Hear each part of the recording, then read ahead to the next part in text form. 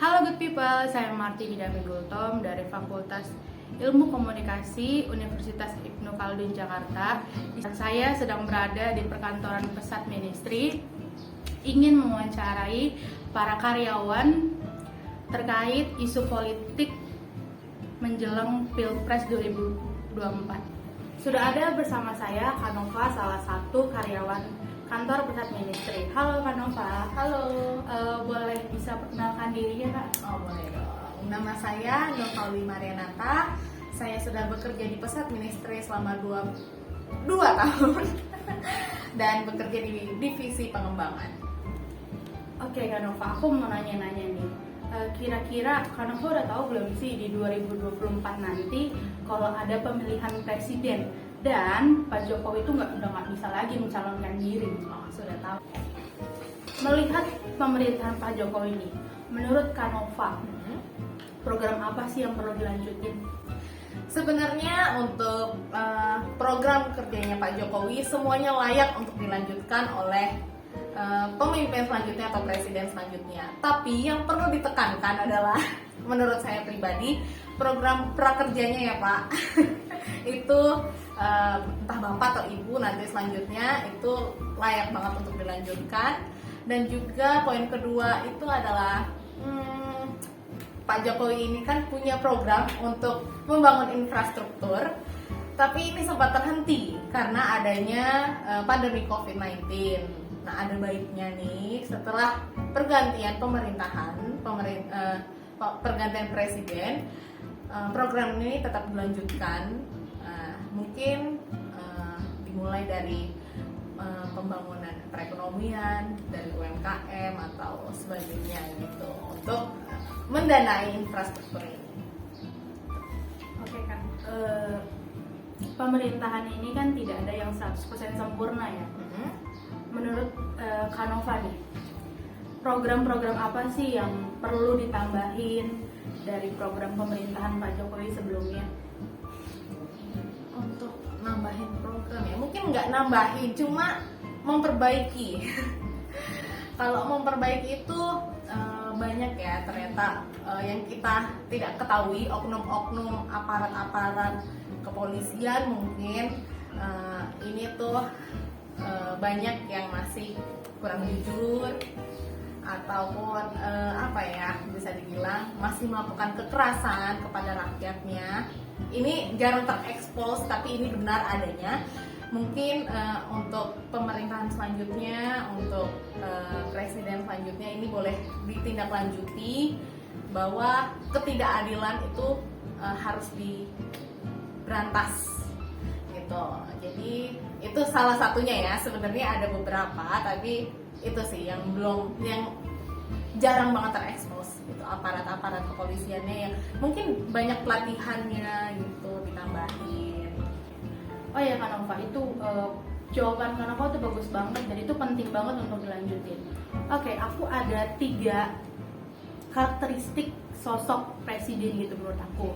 Dan aku tanya ke Kanova nih, menurut Kanova, presiden itu haruskah gagah atau haruskah tampil merakyat atau haruskah presiden itu cerdas? Menurut Kanova nih, Kanova pilih yang mana dari 3 karakteristik itu? Cuma salah satu aja ya? Iya, boleh jelasin Kak? Oke.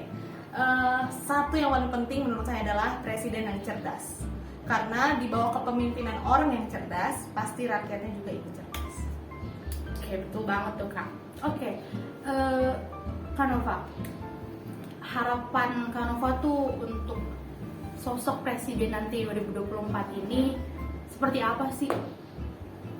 Sosok presiden 2024. Menurut saya ya, dia itu pertama harus bekerja dengan hatinya. Dia harus taruh hatinya di situ kepada rakyatnya. Jadi dia bekerja pakai hati.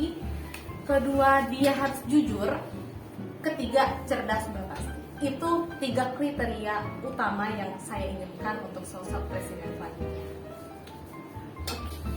Oke, menurut Kanova nih, ada gak satu nama tokoh yang memiliki kriteria sesuai dengan harapan Kanova? Oke. Oke, sebenarnya ada beberapa kandidat yang ada dalam pikiran saya, tapi salah satunya adalah Bapak Basuki Cahayapurnama. Oke Kak, berarti salah satunya itu Bapak Basuki ya. Bisa kita kenal itu sebagai Bapak Ahok. Bapak yang paling tegas sekali dalam pemerintah. Oke. Oke Kak Nova, di balik Pilpres ini, di balik para calon-calon presiden kita ini pasti ada partai pendukungnya dong. Oke. Ya kan, bener kan? Menurut Kak Nova nih, kira-kira Indonesia ini tuh bagusnya dipimpin sama partai mana sih? Oke, mungkin saya punya jawaban sendiri ya. Untuk partai mana yang cocok ya Pak? Menurut saya tidak ada.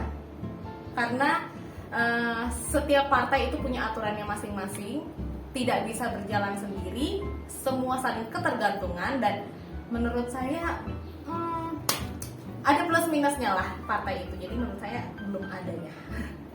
Satu pertanyaan lagi Kak Nova, ada gak sih harapan Kak Nova untuk pemerintahan kita ke depannya seperti apa? Harapannya itu pemerintahan yang transparan kepada rakyatnya, dan yang kedua tegas pada undang-undang dasar yang sudah dibuat. Itu. Oke Kak Nova, terima kasih atas wawancaranya. Terima kasih. Kak Nova. Oke good people, selanjutnya kita wawancarin Kak Siska nih. Halo Kak Siska. Halo Dame. Halo, Kak Siska boleh perkenalkan dirinya? Oke. Ya, sebelumnya saya perkenalkan diri dulu. Nama saya Francisca Hadasa dan saya bekerja di Pesat Ministry sejak tahun 2021. Oke Kak Siska, aku mau tanya-tanya nih. Kak Siska udah tahu belum sih di 2024 nanti nih bakal ada pemilihan presiden dan Bapak Jokowi itu udah nggak bisa lagi mencalonkan diri.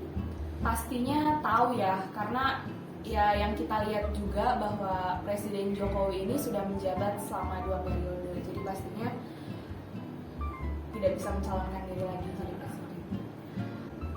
Oke Kak Siska, menurut Kak Siska nih, Kak Siska kan udah tahu Bapak Jokowi ini 2 periode. Kira-kira program apa sih yang harus dilanjutkan? Ya, jadi melihat beberapa program Pak Jokowi sendiri ya. Jadi ada 3 program yang menurut saya itu cukup baik dan layak untuk dilanjutkan. Karena yang pertama itu mengenai pengembangan SDM-nya ya.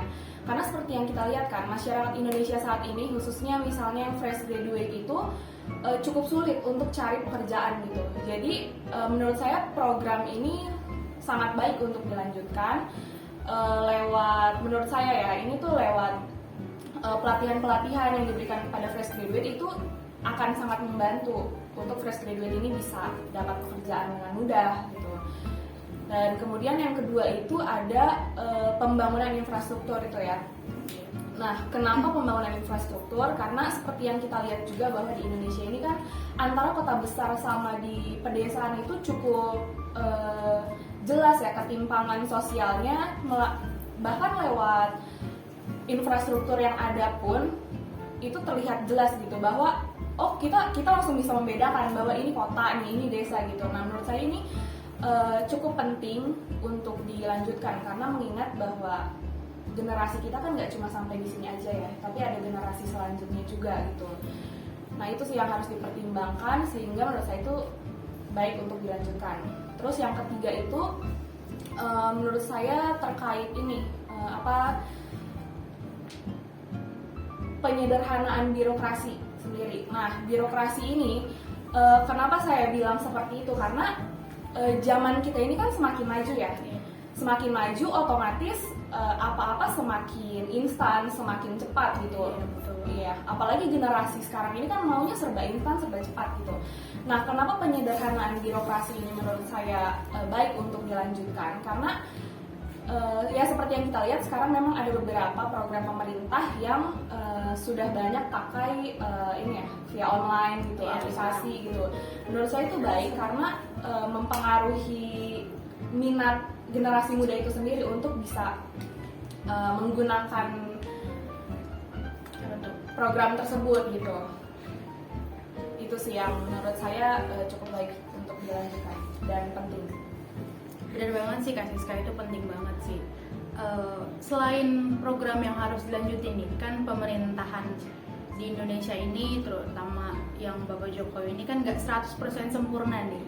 Menurut Kak Siska apa sih yang harus diperbaiki atau harus ditambah gitu Kak? Sebenarnya ada satu isu yang menurut saya sensitif ya di Indonesia ini. Mungkin kita semua juga tahu ya bahwa isu SARA di Indonesia ini sangat sensitif. Bahkan kita istilahnya nulis di media sosial kita tanpa punya maksud apapun, kalau itu menyinggung pihak lain, ya itu bisa Jadi berantem iya ya? jadi ribut gitu kan. Nah, kenapa saya bilang isu SARA ini perlu dipertegas lagi?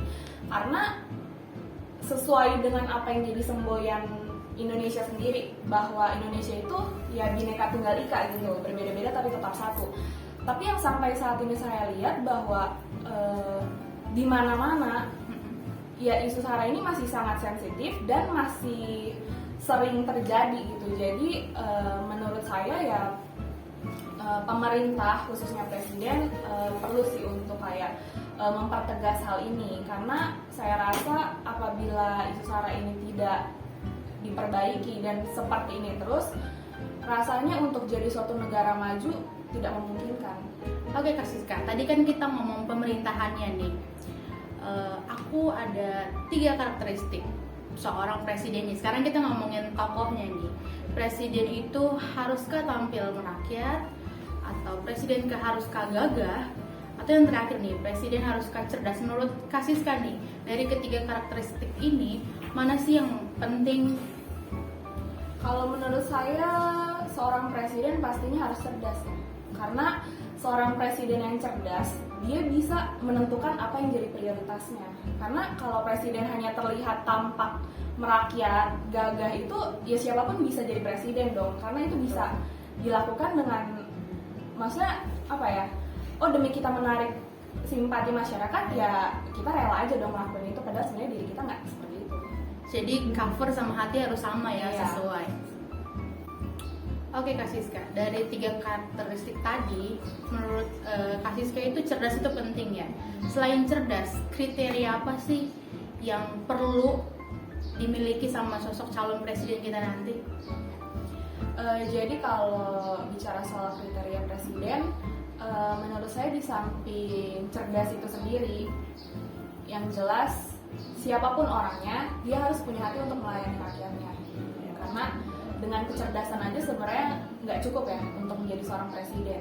Karena kalau dia punya hati yang tulus gitu untuk melayani, otomatis apapun dia akan lakukan dengan baik. Betul sekali Kak Siska.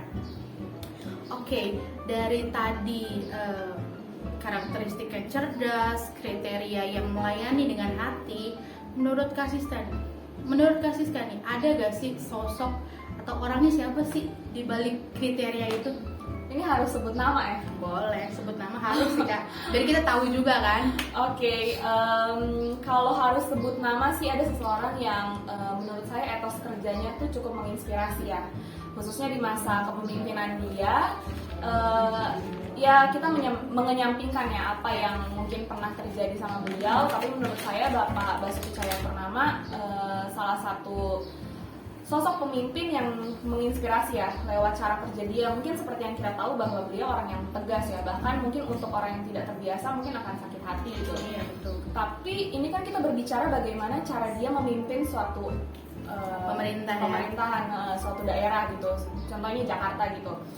Lewat hasil kerja dia aja kita bisa lihat banyak kan yang berubah gitu, kayak misalnya kali gitu jadi bersih, dari hal-hal seperti itu aja gitu. Betul banget, kayak Taman Kalijodo ya. Iya, Itu jadi bagus banget. makanya. Oke, tadi tokohnya nih Kak. Tokoh itu tidak mungkin tanpa partai pendamping. Menurut Kak Siska nih, partai mana sih yang cocok untuk memimpin Indonesia? Ya, jadi menurut saya kalau ditanya partai mana yang cocok untuk memimpin negara ini, saya nggak ada jawabannya gitu. Karena menurut saya kredibilitas partai itu nggak ada hubungannya, maksudnya itu nggak menentukan bahwa oh presiden ini mampu memimpin negara ini, karena yang kita nilai itu bukan partainya sendiri, tapi siapa orang-orang yang ada di dalam partai ini. Apa orang-orang ini benar-benar punya hati yang tulus untuk melayani rakyat atau hanya sekedar mencari kepentingan pribadi atau kepentingan golongan tertentu gitu. Jadi itu sih yang menurut saya yang kita lihat ya siapa orangnya, bukan partainya. Jadi menurut Kak Siska, partai itu nggak menjamin 100% bagus orangnya ya. Oke. Di luar dari situ, harapan Kak Siska nih buat pemerintahan kita di 2024 tuh apa? Jadi harapan saya untuk pemerintahan selanjutnya yang akan menggantikan Presiden Jokowi di tahun 2024, tentunya pemimpin yang jujur, pemimpin yang tulus, pemimpin yang benar-benar punya hati untuk melayani rakyat, dan di samping itu juga seorang pemimpin yang cerdas, sehingga dengan hal-hal tersebut yang telah saya sebutkan, saya yakin bahwa Presiden selanjutnya bisa membawa Indonesia ini menjadi negara yang maju dan tentunya mampu bersaing dengan negara lain. Oke Kak Siska, makasih atas jawabannya yang sangat bagus sekali. Terima kasih Kak Siska. Terima kasih Damen. Oke tuh people, sekarang yang terakhir nih sudah sama Kak Bella. Halo Kak Bella. Halo. Boleh perkenalkan dirinya Kak? Oke, halo, nama saya Bella, saya dari divisi Customer Relation. Oke Kak Bella, aku mau nanya-nanya nih. Kak Bella tahu gak sih di 2024 nanti akan ada pemilihan presiden dan Bapak Jokowi udah nggak bisa lagi nih mencalonkan diri. Mungkin karena pandemi jadi rada kurang tahu ya. Cuman karena masa jabatannya Bapak Jokowi 5 tahun, berarti 2024 pun ya akan ada pemilihan presiden kembali. Jadi ya mau nggak mau harus tahu gitu. Oke Kak Bella kan udah tahu nih. Kira-kira dari program Bapak Jokowi mana sih yang mesti dilanjutin lagi? Kalau dari menurut saya sih program Bapak Jokowi yang harus terus dilanjutkan itu adalah program prakerja. Kenapa? Karena di zaman sekarang apalagi masih adanya pandemi seperti ini, orang-orang yang mungkin baru lulus sekolah atau tidak bisa melanjutkan ke jenjang kuliah, atau mungkin orang-orang yang sudah lulus kuliah dan mereka tidak bisa melanjutkan ke jenjang pekerjaan karena saking sulitnya di masa pandemi ini. Jadi mungkin program prakerja itu harus tetap dilanjutkan. Kenapa? Sehingga orang-orang yang memang tidak bisa untuk melanjutkan di pekerjaan melalui prakerja ini, mungkin mereka bisa dipermudah untuk mereka bisa mendapatkan pekerjaan. Oke, tadi kan program yang harus dilanjutin nih. Di pemerintahan kita ini kan gak ada yang 100% sempurna nih kan. Benar. Menurut Kak Bella sendiri, apa sih yang harus ditambahin dari pemerintahan kita ini? Apanya nih? Programnya? Program bisa. Oke. Yang lain. Kalau misalnya programnya yang harus ditambahin sih, kalau dari pribadi saya, program di mana orang-orang disabilitas bisa ikut merasakan bagaimana mereka ada di dunia pekerjaan. Karena kenapa? Di zaman yang sekarang ini mungkin orang-orang disabilitas kurang dihargai, atau mungkin mereka kurang terlihat di luar sana lah, ibarat katanya. Mereka sulit untuk mendapat pekerjaan yang layak, atau mungkin mereka bahkan dipandang sebelah mata oleh orang-orang yang mungkin berbeda dari mereka. Jadi kalaupun memang harus ditambahin ya, orang-orang yang disabilitas ini mungkin bisa untuk mendapatkan pekerjaan yang layak atau yang lebih baik, sehingga tidak ada perbedaan di antara orang-orang yang seperti kita dan orang-orang yang seperti mereka. Oke Kak Bella, selain programnya nih, aku ada 3 karakteristik presiden atau calon presiden. Yang pertama tuh tampil merakyat, yang kedua gagah, dan yang ketiga cerdas. Menurut Kak Bella sendiri nih, mana sih yang karakteristik yang penting dari ketiga ini Kak? Kalau misalnya dari ketiga itu boleh tambahin satu nggak nih? Boleh Kak. Kalau dari ketiga tadi itu saya pasti memilih cerdas. Tapi selain cerdas, mereka harus tegas. Karena kalau cerdas aja tanpa ketegasan itu tidak akan cukup. Karena kenapa mereka harus? Pemimpin presiden kita harus tegas juga. Karena untuk bisa mereka tegas juga kepada pemerintahan-pemerintahan yang ada di bawahnya. Karena kalau misalnya nggak tegas, ya nggak akan jalan dong setiap apa yang program-program yang harus dijalanin ke depannya. Jadi selain cerdas harus tegas ya Kak? Tegas itu berarti kalau A ya A, B ya B. Iya. Benar banget Kak. Oke nih. Tadi kan 3 karakteristik, terus Kak Bella tambahin harus tegas.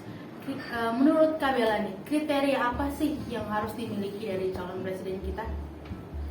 Ya pastinya balik lagi, dia harus cerdas, dia harus tegas, yang pastinya dia harus mempunyai sosok pemimpin. Karena kalau tidak mempunyai sosok pemimpin ya sama aja dong, nanti semua apapun program yang dia kerjakan kalau misalnya tidak ada sisi kepemimpinannya dia sebagai seorang presiden, sebagai seorang pemimpin, ya nggak ada. Oke Kak Bella, tadi kan kita ngomongin karakteristik dan kriteria.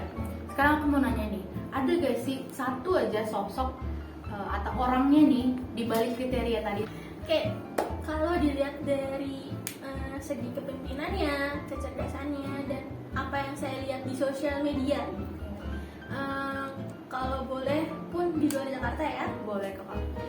itu adalah Bapak Ganjar Pranowo. Ya, kalau salah maafin. Ya, Bapak Ganjar. Dia adalah gubernur dari Jawa Tengah, kalau nggak salah ya. Ya, dia gubernur Jawa Tengah. Saya melihat dia bukan hanya tegasnya, bukan hanya cerdasnya, bukan hanya kepemimpinannya, tapi dari sosok Bapak itu yang mau merendah, mau turun ke jalan, dia mau melihat keadaan apa nih yang harus dilakukan, apa nih yang harus dibenahi, apa nih yang harus diurus. Bapak Ganjar ini mau turun ke jalan untuk melihat kondisi tersebut. Itu sih saya. Ya, oke Kak. Tadi kan aku tanya sosoknya nih. Pasti di balik sosok-sosok ini pasti selalu ada partai di balik Pasti. mereka kan. Menurut Kak Bella nih, partai mana sih yang cocok untuk memimpin negara kita? Dari sekian banyaknya partai, sebenarnya itu tidak bisa menjadi tolak ukur kita untuk oh partai ini bagus, oh partai itu bagus, A, B, C ini bagus. Saya tidak akan memilih partai mana yang bagus, tapi semua itu kan nggak akan terjadi kalau misalnya si satu sosok atau calon pemimpin presiden ini tidak ada di dalam partai tersebut. Jadi balik lagi untuk ke pribadinya masing-masing dari setiap partai. Apakah partai tersebut mampu atau partai tersebut mampu mempunyai calon presiden yang kita butuhkan?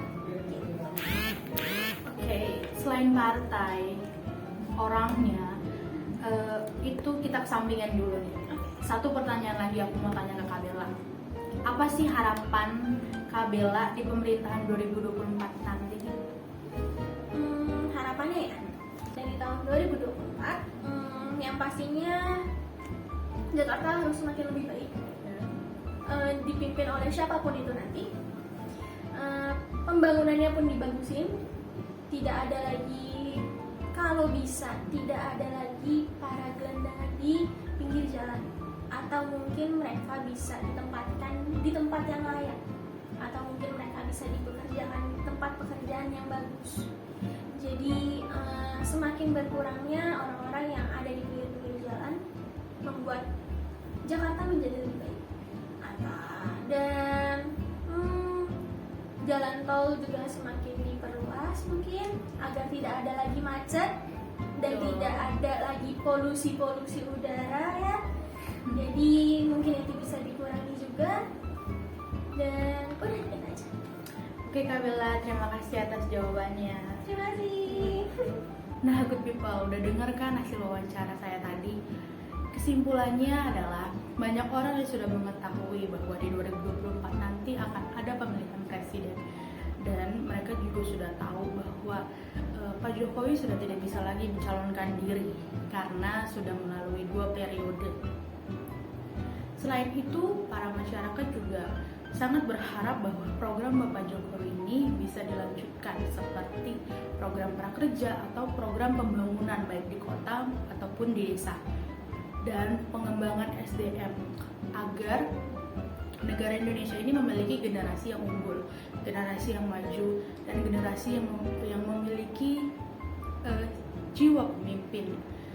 Selain itu juga menurut para narasumber saya dan saya sendiri, untuk pemerintahan kita ke depannya, mau siapapun yang memimpin, mau dari partai manapun yang memimpin, kami terus mendukung asalkan pemimpin nanti memiliki jiwa pemimpin yang benar, memiliki integritas, dan memiliki jiwa melayani masyarakat, dan tentunya tegas dan pastinya cerdas. Jadi sekian dari wawancara saya. Goodbye. Terima kasih.